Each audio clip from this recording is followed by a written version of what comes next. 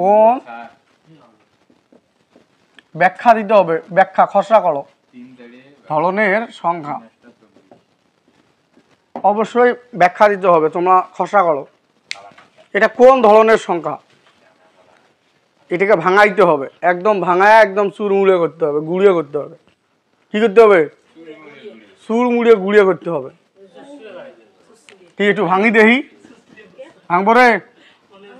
রুটটা আলাদা করে দিলাম, রুট 32 না, আমি রুট 16 তখনও কি দিলাম, তাও করা যাবে। দিবা, দাও 8 দিলা, এটা 4 দিলা, তাহলে নিচেও কি রুট 8 আছে না? এই রুট 8 কাটা যায়, তাহলে কি থাকে? আচ্ছা, রুট 4 থাকে না, তাহলে রুট, তাহলে এই আটক ভাঙায় নিতে হবে। তুমি এমন সিস্টেম করতে হবে যেমন করে হোক তোমাকে ফিনিশিং টানতে হবে। তাহলে ফিনিশিং খালি রুট 4 থাকে, রুট 4 মানে 2 লেখা যায়, এই যে।